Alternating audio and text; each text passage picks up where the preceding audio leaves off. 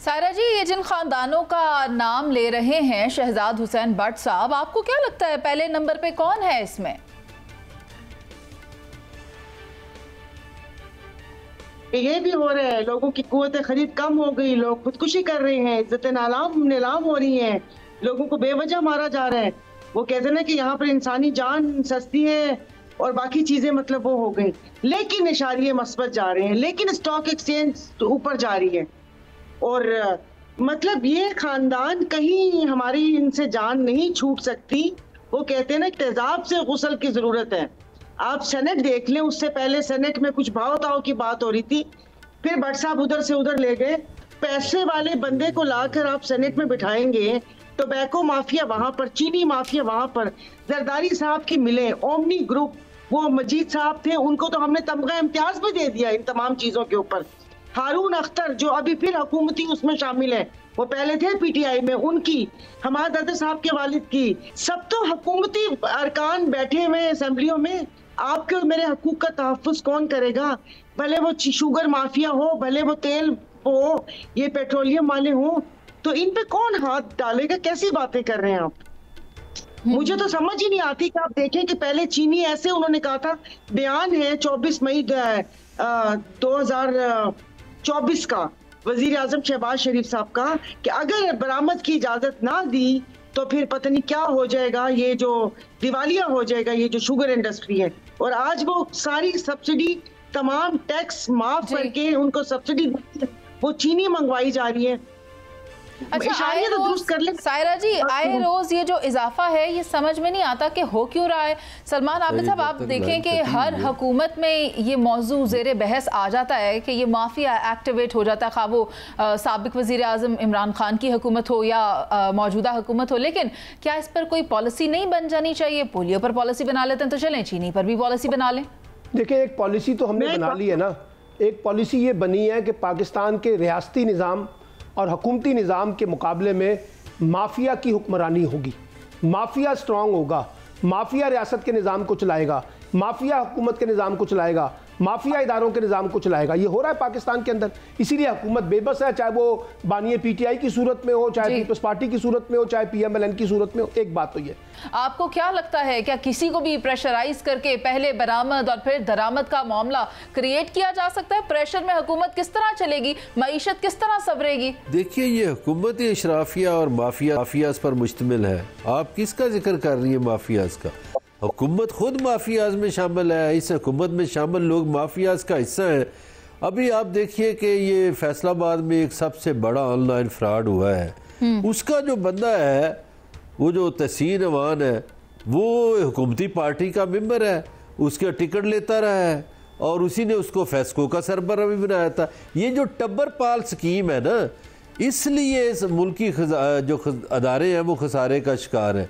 अच्छा। भाई, किसी को स्टील मिल का चेयरमैन बना देते हैं, किसी को पीआईए का बना देते हैं, किसी को रेलवे का बना देते हैं, बहुत से अदारे हैं। किस का नाम? कभी वजीर आला ही बना देते हैं। आपको याद है ना बरलास साहब, कभी तो किसी को वजीर आला ही बना देते हैं।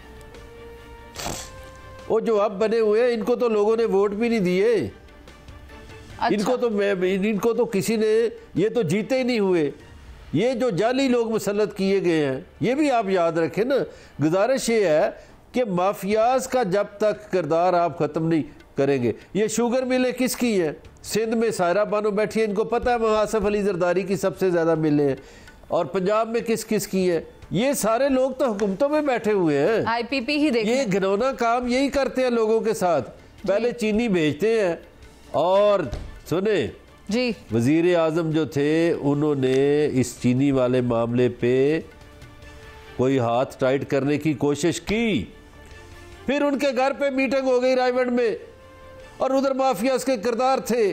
उन्होंने कहा ना ना ना ना ना ना बाबा, तेरे वजीर आज़म होने का की फायदा, तो हथियार फेंक दिए उन्होंने। क्या करते? या अपनी कुर्सी छोड़ते, बैठे हुए हैं, या अपनी कुर्सी छोड़ते, या तो फिर जैसा वो कह रहे थे वैसा करते। ये कबीना में माफियाज बैठे हुए हैं, बड़े बड़े उहदों पे माफियाज के लोग हैं, इसलिए आपका मुल्क खसारे में है। ठीक है सर, इसलिए आपका मुल्क मकरूज है। शहजाद भट्ट साहब की राय ले लेते हैं। शहजाद भट्ट साहब, आप मुझे ये बताएं कि इस तरह तो फिर हुकूमती रेड चैलेंज हो जाती है जब वजीर आज़म पाकिस्तान ही कुछ ना कर पाए। दुरुस्त फरमा रही हैं मुनीज़े। معیشت ہو، ملکی ترسیلات زر، سرمایہ کاری، برآمدات، یہ ساری باتیں اضافے کے ساتھ آئی ایم ایف نے پاکستان کی معیشت کو درست سمت میں قرار دیا ہے، یہاں تک ٹھیک ہے، مثبت اشارے بھی ہیں، یہاں یہ بھی بات ٹھیک ہے۔ میں یہ کہنا چاہتا ہوں کہ اس وقت جو ان اشاروں، پازیٹیو اشاروں کے ساتھ جو عوام کے اوپر مہنگائی کے جو وار کیے جا رہے ہیں ان پر بات ہم کر رہے ہیں، اور یہ جو وار ہے وہ میں سمجھتا ہوں کہ وار بہت سخت سے سخت ہوتے جا رہے ہیں، یہاں تک یہ بات درست ہے۔ عوام بنیادی ضروریات زندگی خریدنے کی استطاعت جو ہے وہ خود آہستہ آہستہ کھوتی جا رہی ہے، یہ بھی بات ٹھیک ہے۔ اب سوال یہ ہے کہ جو گردشی قرضوں کی آپ بات کر رہی تھی 49 کھرب تک پہنچ گئے ہیں، وہ بھی بات ٹھیک ہے۔ میں کہنا آپ سے یہ چاہ رہا ہوں کہ پاکستان کے 80 خاندان ہیں جو یہ چینی کے اوپر قابض ہیں۔ جیسے مظہر برلاس صاحب نے ابھی خبر بریک کی کہ رائے ونڈ میں ایک اجلاس ہوا اور انہوں نے کہا بابا کیا کر رہے ہیں، انہوں نے کہا نا بابا نا، ہو سکتا ہے ان کی خبر درست ہو، لیکن یہاں تک یہ درست ہے کہ 80 خاندان پاکستان کے اوپر ہیں، اور ان کے جو افراد ہیں وہ پی ٹی آئی میں شامل ہے، پیپلز پارٹی میں شامل ہے، نون لیگ میں شامل ہے، اور یہی 80 خاندان جو ہیں وہ بلیک میل کر رہے ہیں۔ درست ہے، آخری دو فکریں، لیکن مجھے یہ یقین ہے کہ اب ان 80 خاندانوں کو جس طرح پاکستان ناممکنات کر رہا ہے، ایسی چیزیں ہو رہی ہیں جو کبھی ہم نے سوچی نہیں تھی، شاید یہ چینی کے بحران پہ بھی اسی طرح 80 خاندانوں کو منیزی ہم پکڑ لیں۔ سائرہ جی، یہ جن خاندانوں کا نام لے رہے ہیں شہزاد حسین بٹ صاحب، آپ کو کیا لگتا ہے پہلے نمبر پہ کون ہے اس میں؟ یہ بھی ہو رہا ہے، لوگوں کی قوت خرید کم ہو گئی، لوگ خودکشی کر رہے ہیں، عزت نیلام ہو رہی ہیں، لوگوں کو بے وجہ مارا جا رہا ہے۔ وہ کہتے ہیں کہ یہاں پر انسانی جان سستی ہے اور باقی چیزیں مطلب وہ ہو گئی، لیکن اشاریے مثبت جا رہے ہیں، لیکن سٹاک ایکسچینج اوپر جا رہی ہے، اور مطلب یہ خاندان کہیں ہماری ان سے جان نہیں چھوٹ سکتی۔ وہ کہتے ہیں نا تیزاب سے غسل کی ضرورت ہے۔ آپ سینٹ دیکھ لیں، اس سے پہلے سینٹ میں کچھ بھاؤ تاؤ کی بات ہو رہی تھی، پھر بٹ صاحب ادھر سے ادھر لے گئے۔ پیسے والے بندے کو لا کر آپ سینٹ میں بٹھائیں گے، ٹوبیکو مافیا وہاں پر، چینی مافیا وہاں پر، زرداری صاحب کی ملیں، اومنی گروپ، وہ مجید صاحب تھے، ان کو تو ہم نے تمغہ امتیاز بھی دے دیا ان تمام چیزوں کے اوپر۔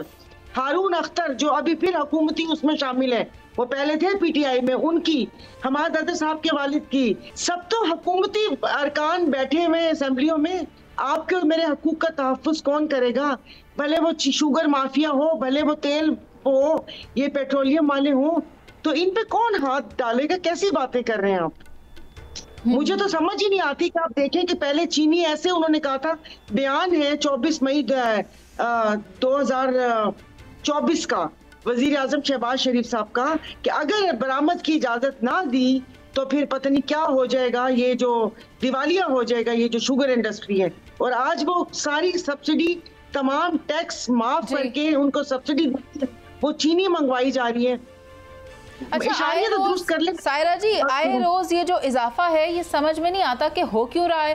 سلمان عابد صاحب، آپ دیکھیں کہ ہر حکومت میں یہ موضوع زیر بحث آ جاتا ہے کہ یہ مافیا ایکٹیویٹ ہو جاتا ہے، خواہ وہ سابق وزیر اعظم عمران خان کی حکومت ہو یا موجودہ حکومت ہو، لیکن کیا اس پر کوئی پالیسی نہیں بن جانی چاہیے؟ پولیو پر پالیسی بنا لیتے ہیں تو چلیں چینی پر بھی پالیسی بنا لیں۔ دیکھیں، ایک پالیسی تو ہم نے بنا لی ہے نا، ایک پالیسی یہ بنی ہے کہ پاکستان کے ریاستی نظام اور حکومتی نظام کے مقابلے میں مافیا کی حکمرانی ہوگی، مافیا سٹرونگ ہوگا، مافیا ریاست کے نظام کو چلائے گا، مافیا حکومت کے نظام کو چلائے گا، مافیا اداروں کے نظام کو چلائے گا۔ یہ ہو رہا ہے پاکستان کے اندر، اسی لیے حکومت بے بس ہے، چاہے وہ بانی پی ٹی آئی کی صورت میں ہو، چاہے پیپلز پارٹی کی صورت میں ہو، چاہے پی ایم ایل این کی صورت میں ہو۔ ایک بات تو یہ